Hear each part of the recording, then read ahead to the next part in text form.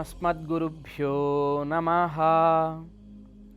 काश्यपान्वयसञ्जातं नारायणपदाश्रितं श्रीमन्नारायणं वन्दे यतीश्वरश्रियाजुषम्।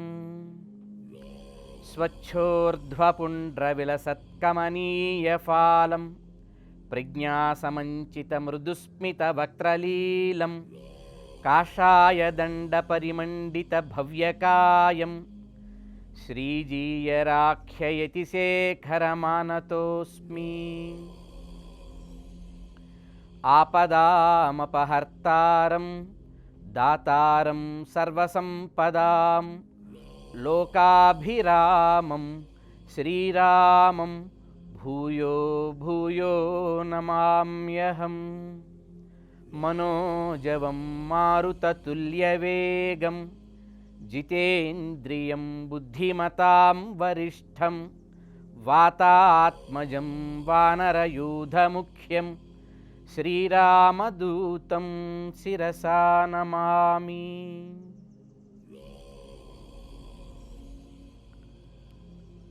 నిజానికి సుందరకాండ మొట్టమొదట ప్రారంభం అవుతూనే తకారంతో మొదలు పెడతాడు వాల్మీకి భగవానుడు. మనకి సహజంగా బీజాక్షరాలను మనం ఉచ్చరించేటప్పుడు ఒక్కొక్క అక్షరానికి ఒక్కొక్క శక్తి ఉంటుంది అనేది మంత్రశాస్త్రం మనకి చెబుతుంది. ప్రతి అక్షరానికి ఒక అర్థం కూడా ఉంటుంది. ఆ అర్థంతో పాటు ఒక అద్వితీయమైన శక్తి కూడా దానికి ఉంటుంది. అట్లా బీజాక్షరాల్లో తకారానికి తకారో విఘ్ననాశక అంటారు. తకారం విఘ్నములను పోగొడుతుంది. తకారాన్ని అర్థం తెలిసి ఉపదేశాత్మకంగా తీసుకొని తకారాన్ని గనక మనం నిరంతరం జపించినట్లయితే, ఉచ్చరించినట్లయితే అది చాలా గొప్పగా మనకి జీవితంలో ఎదురయ్యేటువంటి విఘ్నములను పోగొట్టగలిగే శక్తివంతంగా పనిచేస్తుంది అంటారు. అయితే ఉత్తిగా తకారాన్ని తా తా తా తా అని ఎలా అనగలం, ఎలా పలకగలం? అదంత రుచ్యంగా ఉండదు, అది అంత అర్థవంతంగా మనల్ని కూర్చోబెట్టలేదు. కనుక ఆ తకార శబ్దాన్ని వాల్మీకి భగవానుడు సంపూర్ణ వాల్మీకి రామాయణం అంతా నిక్షిప్తం చేసి ఈ లోకానికి అందించాడు. రామాయణం తకారంతో మొదలవుతుంది, తకారంతో ముగుస్తుంది. రామాయణంలో ఉండే ఆదిత్యహృదయం తకారంతో మొదలవుతుంది, తకారంతో ముగుస్తుంది. రామాయణంలోనే ఉండే సుందరకాండ తకారంతో మొదలవుతుంది. తతో రావణ నీతాయా సీతాయా శత్రు కర్శనః ఇయేష పదమన్వేష్టం చారణాచరితే పధి అని ప్రారంభమవుతుంది. అలాగే చివరి శ్లోకం కూడా తతో మయ వాగ్భిరదీన భాషిణ శివాభిరిష్టాభిరభిప్రసాదిత జగామ శాంతిం మమ మైథిలాత్మజ తవాపి శోకేన తదాభిపీడిత అంటూ మళ్ళీ తకారంతోనే ముగుస్తుంది. ఏమిటి తకారం కొన్ని గొప్పతనం అంటే ఇది విఘ్నములను పోగొడుతుంది. అయితే దీంతోపాటు వాల్మీకి భగవానుడు గాయత్రి మంత్రంలో ఉండేటువంటి 24 అక్షరాలని ఈ 24,000 శ్లోకాల రామాయణంలో ఒక్కొక్క 1000 శ్లోకాలకి అంతర్లీనంగా అంతర్గర్భితంగా ఓ సరస్వతి నది ఎట్లా అయితే మనకి అంతర్వాహినిగా ప్రవహిస్తుందో ఈ రామాయణం అంతా అంతర్వాహినిగా 24,000 శ్లోకాలలో 24 అక్షరాల గాయత్రి శక్తిని నిక్షిప్తం చేశాడని కూడా పెద్దలు గుర్తించారు. ఋషులంతా అట్లా గుర్తించి దాని వైభవాన్ని వాళ్ళంతా కీర్తించారు, సేవించారు. ఈ మొట్టమొదటి శ్లోకం సుందరకాండ ఉండే శ్లోకం మనం సహజంగా మందులు వాడినా తగ్గని దీర్ఘకాలికమైన జబ్బులు ఏవైనా ఉంటే దీన్ని నిరంతరం జపం చేస్తే కూడా ఆ జబ్బు తగ్గుతాయని పెద్దలు చెప్తారు. మంత్రజ్ఞులైనటువంటి మంత్రశాస్త్రవేత్తలైన పెద్దలు ఆ విషయాన్ని మనకి చెప్తారు. ఏమిటి ఇందులో ఉంది? తతో రావణ నీతాయా సీతాయా శత్రుకర్శనః. హనుమంతుడికి ఒక అద్భుతమైన విశేషణం చెప్తాడు వాల్మీకి భగవానుడు. శత్రుకర్శనుడు, అతను శత్రువులను పోగొట్టగలిగిన వాడాయన. ఎలాంటి శత్రువులు ఉంటారు మనిషికి జీవితంలో? భౌతికంగా ప్రపంచంలో మనకు కొందరు రకాల శత్రువులు ఏర్పడతారు, అది ఒక ప్రక్కన పెడితే ఇక మన ఆంతరంగికంగా మనలోని ఒక 6 శత్రువులు ఉన్నారని ఏదో అరిషడ్ వర్గములని పిలుస్తారు. ఇది కామ, క్రోధ, లోభ, మద, మోహ, మత్సరములనేటువంటి ఒక 6 శత్రువులు. ఇది లోపలే ఉండి మనల్ని నిరంతరం పీడిస్తూ ఉంటారే, ఈ అంతఃశత్రువులను జయించినవాడు, భౌతికంగా ఎదురయ్యే శత్రువులను కూడా జయించగలిగినవాడు, జయించినవాడు శత్రుకర్శనుడైన హనుమంతుడు ఒక సంకల్పం చేశాడు. ఈయేష ఒక సంకల్పం చేశాడు. అది సుందరకాండ ప్రారంభమవుతుంది అన్నమాట. నిజానికి హనుమంతుడిని వానరాణాం అధీశం అని పిలుస్తారు. సంస్కృతంలో వానర అనగానే మనకి కోతి అనేది గుర్తొస్తుంది తెలుగులో. నిజానికి అసలైన అర్థం అది కాదు. సంస్కృతంలో వా అనే మాటకి క్వశ్చన్ మార్క్ అన్నమాట. మనం ఎప్పుడైనా వీడు మనిషేనా, రే అసలు నువ్వు మనిషివేనా అని అడుగుతాం కదా. ఇలా కనుక సంస్కృతం అడగదలుచుకుంటే వా, అవునా అని అర్థం ఇస్తుంది. నరా అంటే ఇతడు నరుడేనా.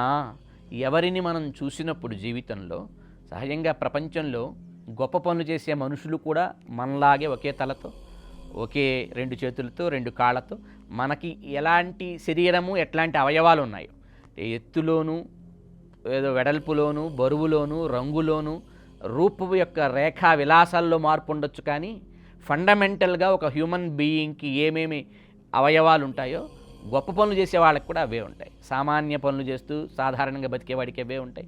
చెడు పనులు చేసేవాడికి అట్లాంటి శరీర అవయవాలే ఉంటాయి. గొప్ప పనులు సాధించేటువంటి వాళ్ళకి అవే ఉంటాయి. కానీ వాళ్ళలో ఏదో ఒక ప్రత్యేకత ఉంటుంది. అలాంటి గొప్ప పనులు చేసే వాళ్ళని చూసినప్పుడు వాళ్ళకుండే కమిట్మెంట్ కానీ, వాళ్ళు ఒక పని చేసినప్పుడు వాళ్ళకు ఉండేటువంటి ఏకాగ్రత కానీ, వాళ్ళకు ఉండేటువంటి శ్రద్ధని కానీ చూసినప్పుడు సాధారణ మనిషి ఎవరు ఇట్లా చేయలేరు అని మనకు అనిపిస్తూ ఉంటుంది. ఎప్పుడైనా మనకు అదృష్టం బాగుండి అట్లాంటి వాళ్ళని చూడగలిగితే దగ్గరగా, అంటే వాళ్ళకు ఉండే ఓపిక, వాళ్ళకు ఉండేటువంటి థాట్ ప్రాసెస్లో ఉండే ప్యూరిటీ, వాళ్ళకు ఉండేటువంటి ఎబిలిటీ ఆఫ్ కన్స్ట్రక్టివ్గా యాక్టివిటీస్ని చేసేటువంటి సామర్థ్యం, ఇట్లాంటివన్నీ మనం చూసినప్పుడు సాధారణమైన మనిషి అయితే అయి ఉండడండి, కారణజన్ముడనే మాట వాడతాం. మనం కొంతమందిని చూస్తే ఈయన కారణజన్ముడండి అంటుంటాం కదా. కొన్ని అద్భుతమైన ప్రజ్ఞలను ప్రదర్శించగలిగేటువంటి వాళ్ళని, వీళ్ళందరినీ గమనించినప్పుడు అట్లా ఎవరిని చూస్తే అనిపిస్తుందో వాళ్ళని గురువులు అంటారన్నమాట. వాళ్ళే నరులంటే. అంటే వాళ్ళని చూసినప్పుడు ఇతను నరుడి ఆకారంలో ఉన్నాడు కానీ కేవలం నరుడు మాత్రమే కాదు అని అనిపిస్తుందో అట్లాంటి జ్ఞాన సంపద కలిగినటువంటి మహనీయులని వానరులని, వాళ్ళని గురువులని.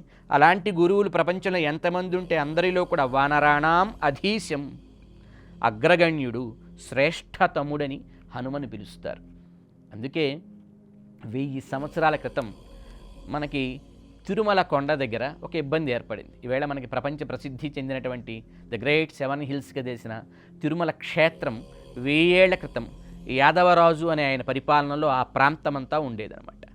ఆ ప్రాంతమంతా అక్కడ ఉంటున్న సమయంలో ఆ శేషాచల పర్వతం మీద, ఆ వెంకటాచల పర్వతం మీద తిరుమల వెంకటేశ్వర స్వామి వారికి ఒక ఇబ్బంది ఏర్పడింది. ఆయన ఐడెంటిటీకి ఒక ప్రాబ్లం వచ్చిందనమాట.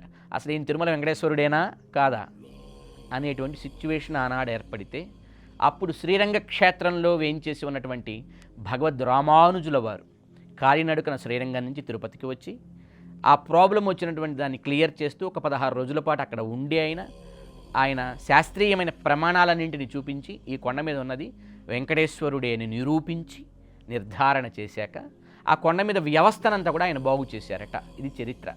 వెంకటాచల ఇతిహాసమాల అనే చరిత్ర మనకి చాలా స్పష్టంగా ఆనాడు ఏం జరిగిందనే దాన్ని చెప్తుందనమాట.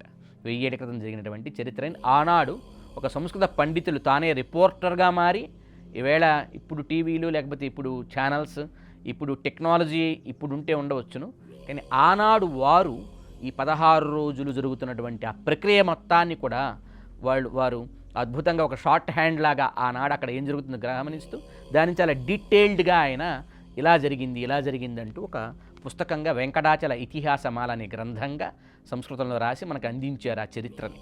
దాంట్లో తెలుస్తుంది రామానుజుల వారు ఈ వెంకటేశ్వర స్వామి వారికి కావలసినటువంటి రక్షణ చేశాక, అంటే ఆయన ఐడెంటిటీని ప్రూవ్ చేసిన తరువాత కొండ మీద వ్యవస్థ చేశారు. అంటే ఆ పూజ ఎలా ఉండాలి స్వామికి, ఏ ఆరాధనలు, ఏ ఉత్సవాలు, ఏ సేవలు, ఎవరెవరు ఏ విధి విధానాలతో చేయాలనేటువంటి వ్యవస్థనంతా వారు క్రమబద్ధీకరించిన తరువాత ఆ క్రమబద్ధం చేస్తున్న సందర్భంలో వారు ఒక అద్భుతమైనటువంటి ఆదర్శవంతమైన ఒక పని చేశారు. దానికి ఇదంతా మనం భావిస్తున్నాం, జ్ఞాపకం చేసుకుంటున్నాం. ఏమిటది అంటే స్వామికి ఆలయంకి తలుపులకి వేసేటువంటి తాళం చెవుల మీద ఆంజనేయుడి యొక్క బొమ్మను తయారు చేయించి ఆంజనేయుడి బొమ్మని పెట్టారు అనమాట. అంటే ఏమిటి, ఎందుకు వారు ఆంజనేయుడి బొమ్మని పెట్టి తాళం మీద వేయటంలో ఉద్దేశం ఏమిటి, అంతరార్థం ఏమిటంటే, ఒక మనిషి దేవుడికి సేవ చేయాలన్నా, ఒక మనిషి తాను మనిషిలా బ్రతకాలన్నా, ఒక మనిషి తాను ఒక గురువుకి నిజమైన శిష్యుడిగా జీవితం గడపాలన్నా, లేదు ఒక మనిషి ఉద్యోగం చేసేటప్పుడు నిజమైన ఆ బాధ్యతకి 100% న్యాయం చేస్తూ సరైన విధానంలో ఆ ఔద్యోగికమైనటువంటి కృత్యం నిర్వహించాలన్నా, లేదు తన ఇంట్లో తన నిత్య జీవితంలో ప్రయాణం సాగిస్తున్నప్పుడు ఎదురయ్యేటువంటి ఆటంకాలని, ఒడిదుడుకులని బుద్ధిబలంతో ఎదుర్కోవాలన్నా, ఏది సాధించాలన్నా చిరంజీవిగా చివరికి ఈ సాధించడమే కాదు, ఎప్పటికీ మరణం లేని కీర్తికాయంతో చిరంజీవిగా ఈ జీవిత చరిత్రలో, ప్రపంచ చరిత్రలో నిలిచిపోవాలన్న ఒకరే ఆదర్శం, హనుమంతుడు. హనుమంతుడిని చూస్తూ మనం జీవితం సాగించాలి. మనం రోజు ఇంట్లో అద్దం చూస్తాం కదా, అద్దం చూస్తే మన ముఖం ఎలా ఉందో చూపిస్తుంది. తిరిగి మనం అనుకున్నట్టుగా మార్చుకోవాలనుకుంటే అద్దం సహకరిస్తుంది. అదే హనుమంతుడిని కనుక మనం చూడగలిగితే, ఒకసారి హనుమంతుడి చరిత్రని, హనుమద్ వైభవాన్ని శ్రవణం చేస్తే ఏమొస్తుంది పెద్దలు చెబుతారు. బుద్ధిర్బలం యశోధైర్యం నిర్భయత్వమరోగత అజాడ్యం వాక్పటుత్వంచ హనుమత్ స్మరణాత్ భవేత్ అని చెబుతారు అన్నమాట. జీవితంలో ఎట్లాంటి సందర్భం ఎదురైనా దాన్ని ఎదుర్కొని, దాన్ని ఛేదించి, దాన్ని గెలిచే స్థితి మనకు ఏర్పడేటువంటి ధైర్యం, ఆలంబనమైన ధైర్యం కూడా లభిస్తుంది. బుద్ధిర్బలం యశోధైర్యం నిర్భయత్వమరోగత. For more videos like this, subscribe Big TV channel.